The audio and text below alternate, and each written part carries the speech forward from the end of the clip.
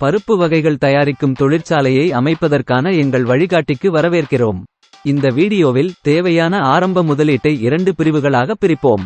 நிலையான மூலதனம் மற்றும் செயல்பாட்டு மூலதனம். முதலில் நிலையான மூலதனம் பற்றி பேசலாம். இது 10 லட்சம் ரூபாய் ஆகும். இதில் கட்டிடம், இயந்திரங்கள் மற்றும் உபகரணங்கள் போன்ற நீண்ட கால சொத்துக்களில் முதலீடு அடங்கும். தேவையான பழுதுபார்ப்பு, உட்புற வேலைகள் மற்றும் தளபாடங்களுடன் கட்டிடம் அல்லது ஒரு கொட்டகையை அமைப்பது பற்றி நாங்கள் பேசுகிறோம். நினைவில் கொள்ளுங்கள், முந்தைய வீடியோவில் இயந்திரங்கள் மற்றும் உபகரணங்களை பற்றி ஏற்கனவே விவாதித்தோம். காப்பீடு, உரிமங்கள் மற்றும் அனுமதிகள் போன்ற செலவுகளும் நிலையான மூலதனத்தில் சேர்க்கப்பட்டுள்ளன. அடுத்து எங்களிடம் செயல்பாட்டு மூலதனம் உள்ளது. மொத்தம் 30 லட்சம் ரூபாய். இது உங்கள் அன்றாட நடவடிக்கைகளுக்கு அவசியம்.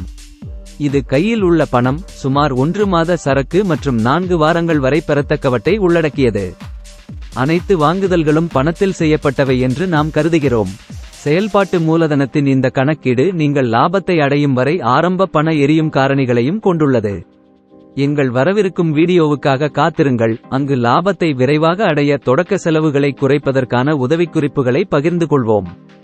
எனவே உங்கள் பருப்பு வகைகள் உற்பத்தி அலகுக்கான மொத்த மூலதன முதலீடு 40 ரூபாய் லட்சமாக உள்ளது. இது உங்கள் வணிகத்திற்கான தெளிவான நிதி வரைபடத்தை உங்களுக்கு வழங்குகிறது. ஒரு நாளைக்கு 1500 கிலோ திறன் கொண்ட வணிகத்தை அமைக்க 40 லட்சம் ரூபாய் மூலதனம் தேவை என்பதை நினைவில் கொள்க.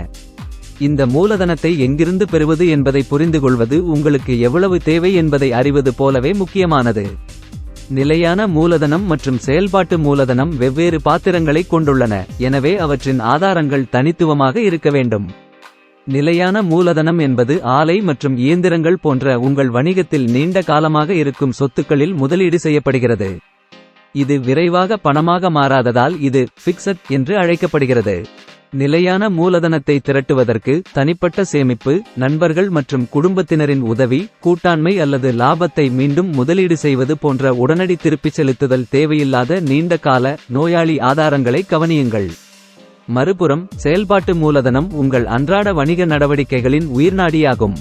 மூலப்பொருட்களை வாங்குவதற்கும் செயல்பாட்டு செலவுகளை ஈடுகட்டுவதற்கும் நீங்கள் இதை பயன்படுத்துகிறீர்கள். இது வேலை செய்யும் மூலதனம் என்று அழைக்கப்படுகிறது, ஏனெனில் இது உங்கள் விற்பனை சுழற்சியுடன் தொடர்ந்து நகர்கிறது. இது 1 வாரம் முதல் 3 மாதங்கள் வரை இருக்கலாம்.